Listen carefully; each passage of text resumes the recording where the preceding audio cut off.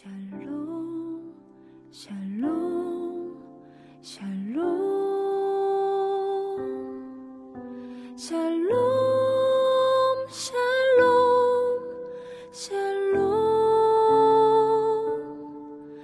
내니 두려워 말아라 나의 아들 나의 딸아 안심하라 샬롬 샬롬 샬롬 샬롬 샬롬 샬롬 나의 평안을 주노라 세상과는 다른 평안 두려워 마라 샬롬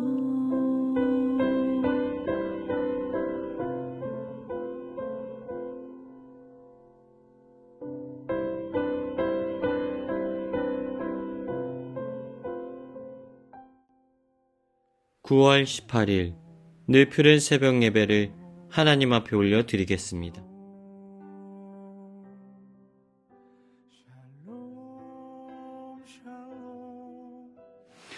네, 오늘 이사야 45장의 말씀을 가지고 함께 말씀의 은혜 나누기를 원합니다.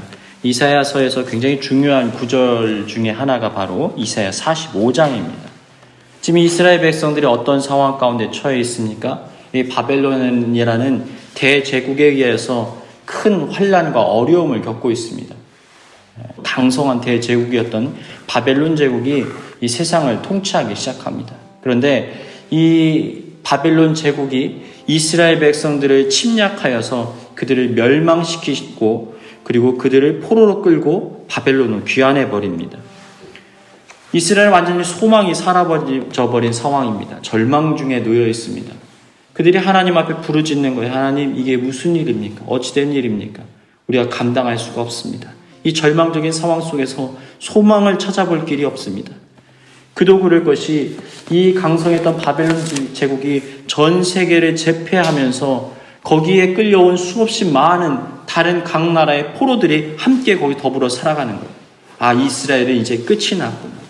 하나님께서 선민으로 삼아주셨던 은혜의 기름을 부어주시겠다고 약속했던 이스라엘은 이제 역사 속에서 완전히 사라지는구나. 그들이 좌절하고 절망적인 상황 속에서 낙심하고 있을 그때 이사야 선지자를 통하여서 하나님께서 위로와 소망의 메시지를 전해주시는 거예요. 바로 그것이 오늘 이사야 45장입니다. 1절 말씀 보니까 이렇게 말하는 거예요. 그의 기름 부음을 받은 고레스에 대하여서 말씀하셨다라는 겁니다. 고레스 왕. 여러분 고레스에 대해서 알고 있습니까? 이스라엘 역사에 대해서 잘 알고 계시겠지만 이 바사 왕이라 그러죠. 페르시아 왕입니다. 그래서 페르시아 왕 고레스가 갑자기 빛나는 혜성처럼 등장을 하게 되어집니다. 그런데 이 고레스를 누가 세우셨다라고 성경이 말씀하고 있는 거예요? 하나님께서 세우셨다라는 거예요. 과연 이 사람과 지금 이 하나님의 기름 부음을 받은 자 무슨 연관이 있을까? 그리고 이스라엘을 구원하시고자 하시는 하나님의 뜻과 계획과 이 사람과 어떤 연관이 있을까? 근데 여기에 나오는 거예요. 하나님께서 고레스 왕을 통하여서 이스라엘을 이 바벨론의 제국의 압제로부터 건져내시겠다라는 약속을 하고 계신 겁니다. 실제로 역사를 살펴보면 어떤 일이 벌어집니까? 이 강성했던 바벨론 제국이 바사, 그러니까 페르시아 왕에 의하여서 하루아침에 멸망을 당하는 일이 일어나게 됩니다. 그리고 이 고레스가 어떻게 하죠? 칙령을 하게 됩니다. 어떻게 해요? 다시 돌아가라는 거예요. 다 돌아가라. 포로로 잡혀왔던 이스라엘 백성들 보고 다시 돌아가서 너희 하나님을 예배하고 너희들의 땅을 건축하고 성전을 짓고 하나님을 예배하라고 돌려보내는 사건이 일어나게 됩니다. 꿈 같은 일이 아닙니까? 지금 말도 안 되는 이야기예요. 무엇 때문에 그들이 그렇게 한단 말입니까? 무엇 때문에 이스라엘 백성을 풀어준단 말입니까? 어떻게 신흥 제국이 강성한 대제국인 바벨론을 무찔릴 수가 있단 말입니까? 모든 것들이 의문투성이고 궁금한 것들 투성이에요. 그러나 어떻습니까? 하나님의 역사, 하나님의 시간은 흘러가고 있는 거예요. 사랑하는 여러분, 오늘 우리는 이사야 45장의 말씀을 통하여서 몇 가지 영적인 깨달음을 얻어야 합니다. 여러분, 이 인류의 역사는 누구의 손안에 달려있는 거예요? 하나님의 손안에 달려있다는 거예요. 하나님의 시계 안에서, 하나님의 톱니바퀴 안에서 모든 것들이 하나님의 섭리와 연륜 안에서 움직이고 있는 것입니다. 여러분, 세상이 혼란스럽고 무질서한 것처럼 보여지지만 그러나 이 모든 것들 가운데 개입하셔서 일하시는 전능하신 하나님을 바라보시길 주님의 이름으로 축복합니다. 근데 중요한 것은 그 큰 거대한 역사 속에서 하나님의 계획과 하나님의 뜻은 계속 이루어져 나가는 거예요. 하나님의 백성들을 통하여서 일을 행하시고 역사하시고 은혜의 베풀기를 원하시고 하나님께 영광 돌리기를 원하시는 하나님의 계획은 여전히 함께 운행되어지고 있는 것입니다. 여러분, 그 안에 우리의 삶도 주어져 있는 거예요. 이민자의 삶, 하나님 왜 이곳에 저를 보내셔서 이곳에서의 삶을 살아가게 하셨습니까? 도무지 이해할 수 없는 그 선택과 결정 안에서 나는 오늘도 힘겹게 삶을 살아갑니다. 근데 여러분, 하나님의 때가 차면 무릎을 치며 박수를 치며 감격하며 이렇게 외칠 거예요. 그때를 위함이었구나. 이 날을 위함이었구나. 나를 통하여 하나님 영광 받으시기 위해서 벌써 이전부터 나를 여기로 인도하시기로 작정하셨구나. 이 하나님의 놀라운 계획과 섭리가 여러분의 눈앞에 선명하게 드러나기까지 여러분 믿음의 여정을 끊임없이 포기하지 않고 다른 데서 나아가시길 축복합니다. 근데 여러분, 여기에서 질문이 있어요. 에이, 정말 그렇겠어요? 저는 제가 봐도 너무나 무너져 있는 사람인데 나에게는 소망이 없는데요. 여러분, 근데 4절 말씀 한번 보세요. 4절 뭐라고 말하고 있습니까? 내가 나의 종 누구라 그러죠? 야곱이라고 부르신다는 거예요. 여러분, 야곱 하면요, 우리가 이제는 알아야 돼요. 야곱 하면 이 은혜 받을 수 없는 자의 대명사예요. 정말 가까이 하기에 너무 먼 사람이에요. 그 사람은 가족도 없고 형제도 없는 사람이에요. 자기의 성공과 자신의 야망과 자신이 뭔가를 얻어내기 위해서 자신의 업적을 위해선 수단과 방법을 가리지 않는 사람이 야곱입니다. 심지어는 자신의 안위를 위해서 형 에서가 오게 되니까 어떻게 합니까? 가족들을 두 대로 나눠요. 그리고 한쪽이 공격을 당하면 다른 한쪽은 도망치게 합니다.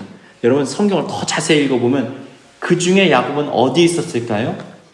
그 뒤에 있어요. 한쪽이 공격당하면 그거 보고 자기는 도망치겠다라는 거예요. 여러분, 이렇게 무책임한 사람이 어디 있습니까?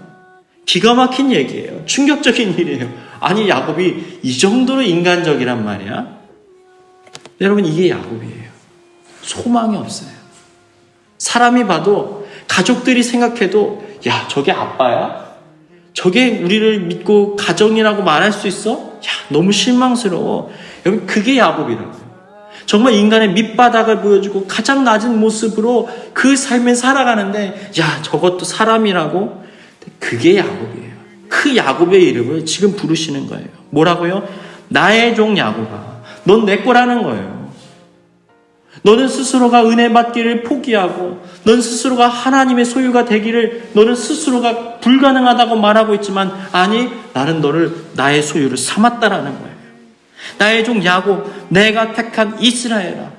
여러분, 이 야곱의 이름이 무엇으로 바뀌었습니까? 이스라엘로 바꿔주신 거예요. 하나님이 바꿔주시기로 작정하신 거예요. 자격이 있어서 이름이 바뀐 게 아니라, 그가 능력이 있어서 바뀐 게 아니라, 그가 뭔가 특별한 일을 했기 때문에 바뀐 것이 아니라, 하나님이 택하시고 부르셔서 그를 이스라엘로 삼아 주셨다는 거예요. 이스라엘 뜻이 무엇입니까? 원래 뜻은요, 하나님의 통치와 다스림을 받는 자라는 뜻이에요. 여기 야곱에 대해서 할 때 명칭이 뭐라고 합니까? 나의 종. 종이라는 뜻은 뭐예요? 주인이 있다는 얘기예요. 너는 비록 부족하지만 나의 소유가 되었기 때문에 나의 뜻대로 따르고 순종하는 모든 순간 너는 나의 소유로서 내가 너를 책임지고 돌보리라고 말씀하시는 거예요. 그래서 여러분, 순종에서 역사가 일어납니다. 순종을 통해서 은혜가 일어나는 거예요. 순종할 때 뭘 인정하는 거예요? 하나님이 나의 주인 되심을 인정하는 거예요. 주님이 말씀하시잖아요. 악어까지 물을 채워라. 근데 어떤 하인들은 이렇게 말했을 거예요. 아니요. 아구까지 물을 채우는 것과 이 포도주와 무슨 관련이 있단 말입니까? 이것을 채운다고 해서 지금 이 많은 이 사람들에게 포도주를 어떻게 갖다 줄 수 있단 말입니까? 지금 불이 나게 밖에 뛰어다니면서 포도주가 있는 집마다 찾아다니며 문을 두들기고 그걸 좀 내어주세요, 내어주세요 말해도 지금 이미 늦어버렸는데 물동이에 물을 채우는 거 웬 말입니까? 그런 아무 역사가 일어나지 않는 거예요.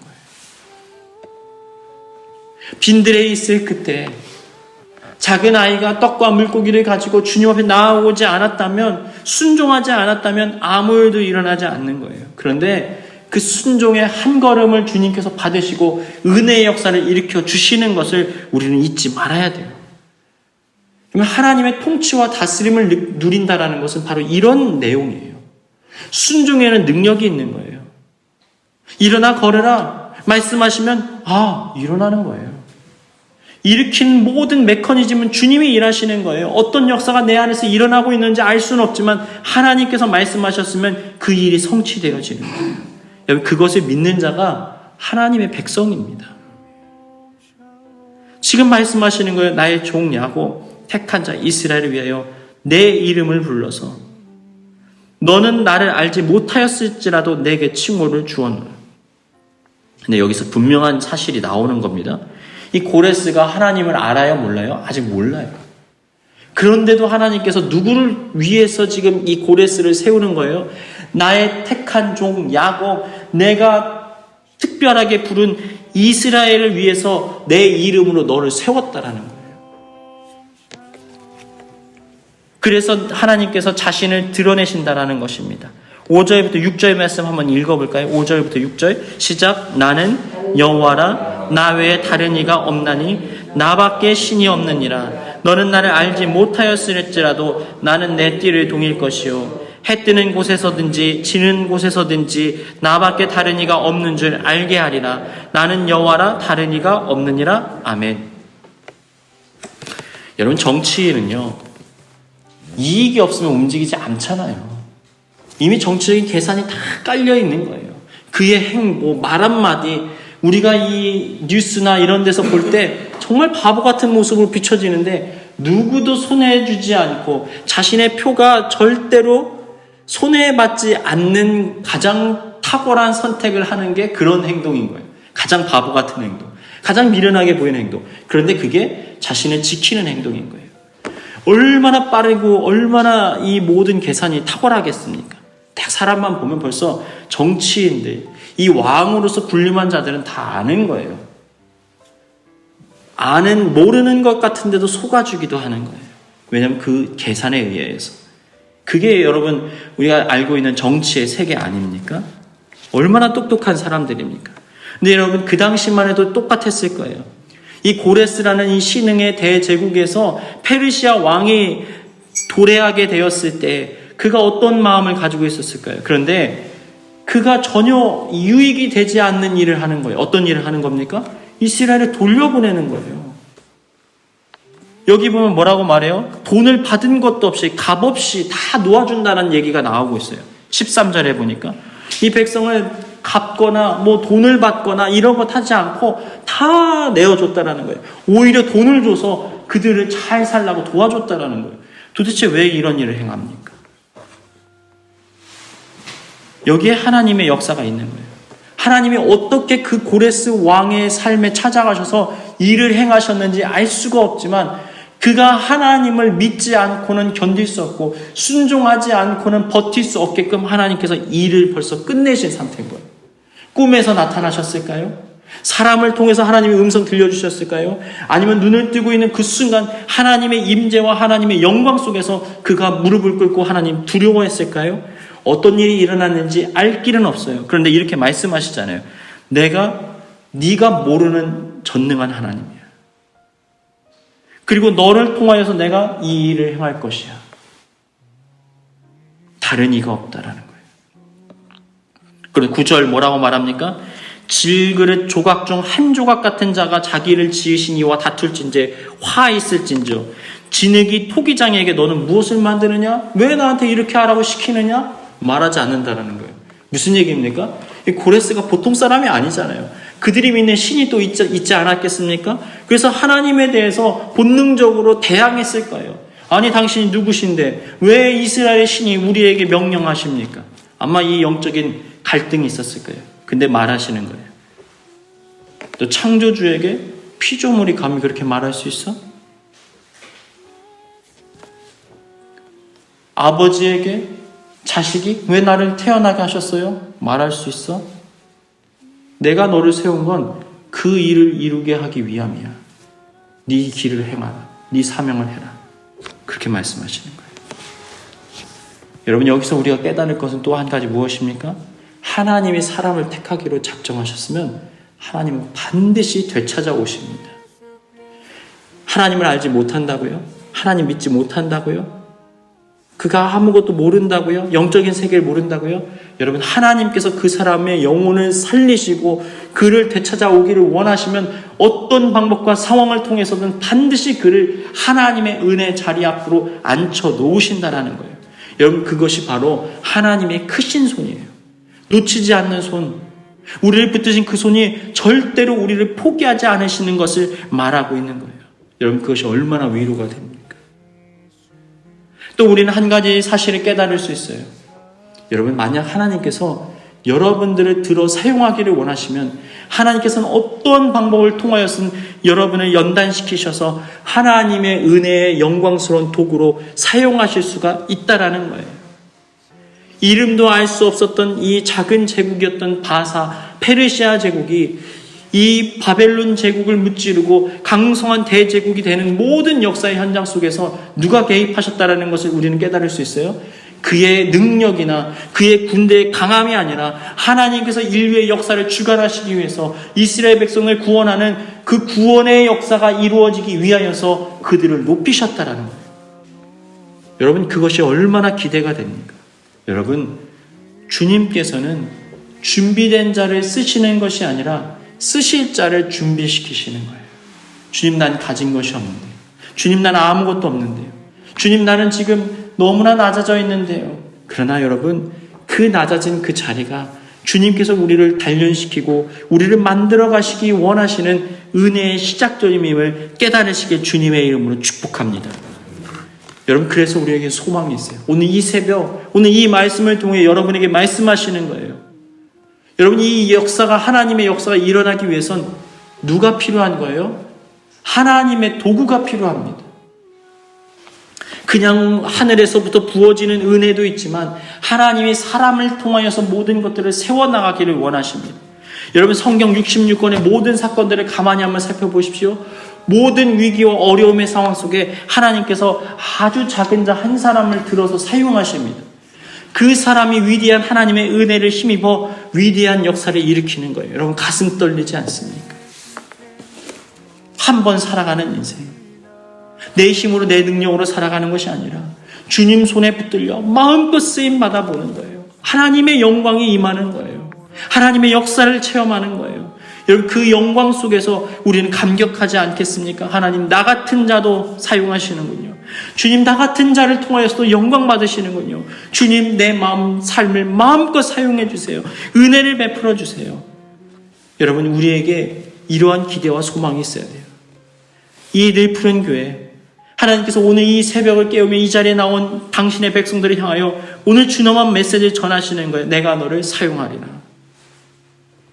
그 많고 많은 사람들 중에 너를 택했고 내가 너를 높이고 내가 너를 은혜의 통로로 사용하리라. 하나님이 어떻게 사용하시든 주님 내 삶을 맡겨드립니다. 주님 일하여 주소서.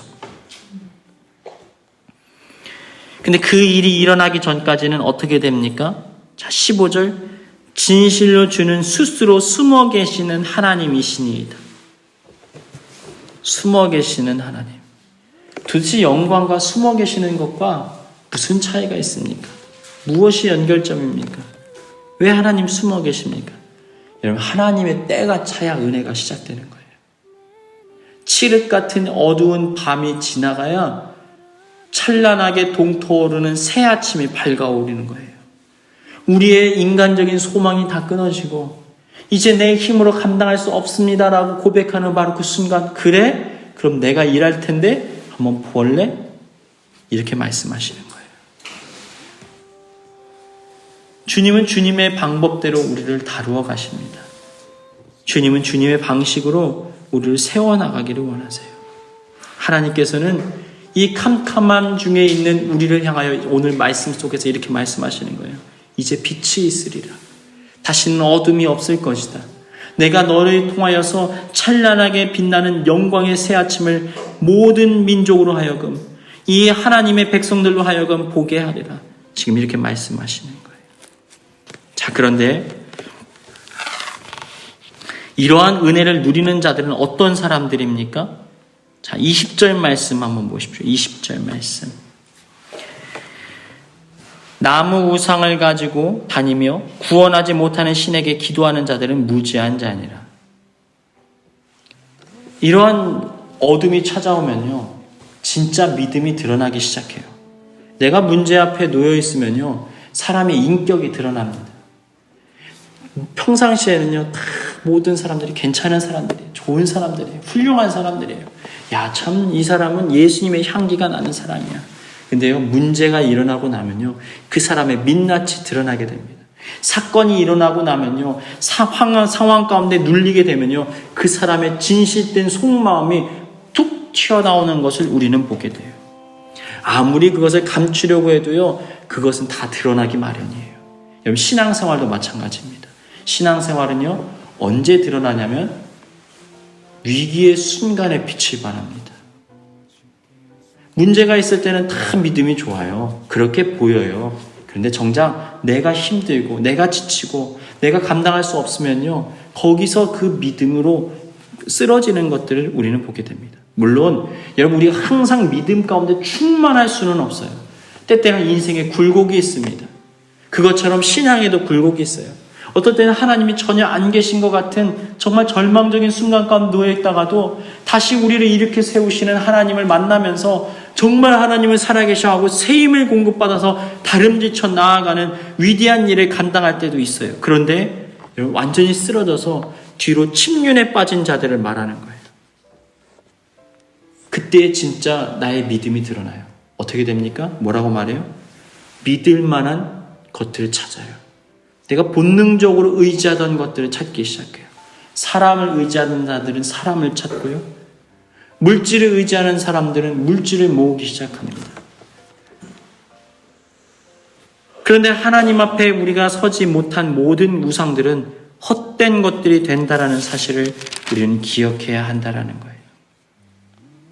사랑하는 여러분, 오늘 이 말씀을 통하여서 준엄한 주님의 음성이 들려지시길 주님의 이름으로 축복합니다.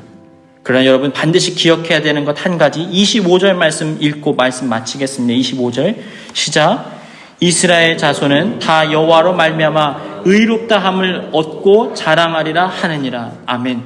여러분, 이 모든 내용들을 다 잊어버려도 여러분, 이 말씀은 꼭 잊지 말아야 돼요. 이게 무슨 얘기입니까? 이스라엘 자손이 원래부터 의로운 자들이 아니라는 얘기를 하고 있는 거예요. 다시 처음으로 돌아가서. 그럼 어떻다라는 거예요? 야곱밖에는 안 되는 인물들이라는 거예요. 그런데 하나님이 의로우신데 그 의로우신 하나님이 그들을 선택하시고 의롭다 칭하셨기 때문에 의로운 은혜를 누릴 수가 있게 된다라는 겁니다. 그래서 자랑할 수 있게 되어진다라는 거예요. 여러분, 우리가 자격이 없다고요? 우리에게 이미 자격은 충분해요. 예수 그리스도의 십자가 은혜로 말미암아 우리는 하나님의 은혜를 누릴 수 있는 충분한 자격이 주어졌습니다. 여러분, 우리 가운데 그릇이 작다고요? 사람들이 그릇을 이야기하잖아요. 하나님이 그릇을 넓히시기 위해 사용하신다. 여러분, 아무리 넓혀도요, 여러분, 우리의 그릇은요, 작아요. 그럼 주님, 우리는 은혜를 못 받나요? 하나님께서 말씀하시잖아요. 선지자를 통해 말씀하시잖아요. 과부에게 말씀하시잖아요. 그릇을 가져와라.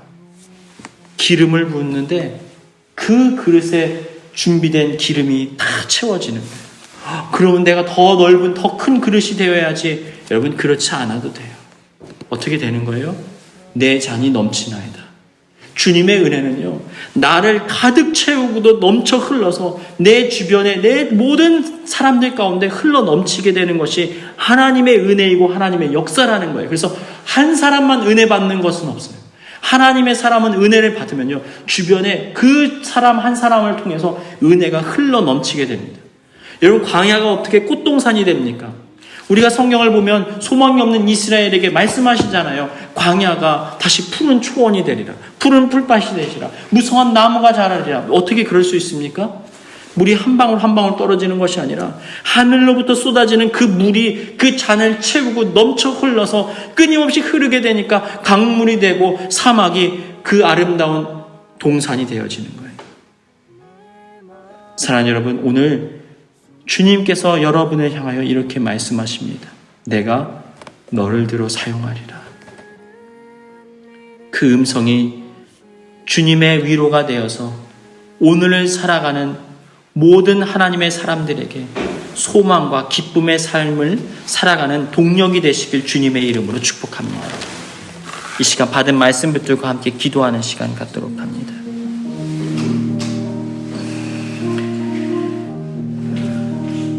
사랑의 주님, 오늘 말씀을 통하여서 주님의 음성을 듣게 하시니 감사합니다.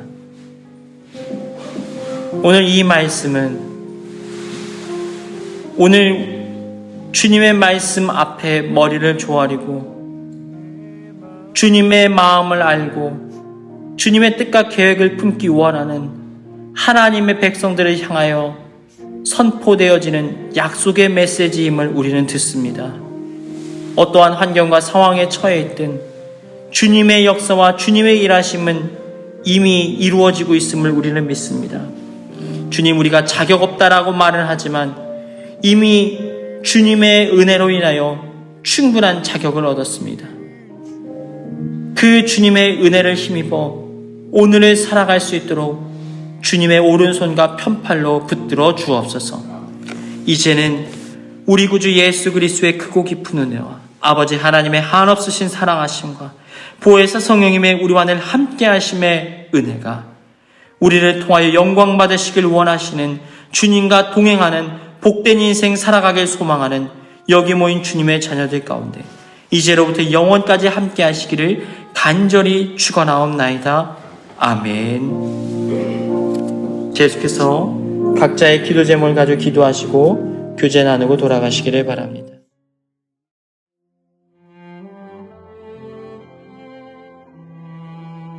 교회 주신 공동의 기도 제목을 가지고 다 같이 기도하겠습니다. 삶의 자리에서 지치고 낙심이 찾아올 그때 주님께서 제자들을 회복시키셨던 것처럼 주님의 식탁에 우리를 초대하셔서 참된 위로와 치유를 누리게 하여 주옵소서. 나를 기념하라고 명하셨던 주님의 음성을 기억함으로 생명 되신 주님의 식탁을 우리의 삶과 예배 현장에서 재현하는 사랑의 공동체 되게 하여 주옵소서. 베드로가 다시 사명을 회복했던 것처럼 주님의 식탁에 초대받은 우리 모두도 주님의 뜻을 위하여 순종하는 사명자 삼아 주옵소서. 다 같이 기도하시겠습니다. 인자는 영원하도다. 상한 자들 고치시며 상처를 싸매시도다. 별들의 수를 세시며 이름을 붙이셨도다.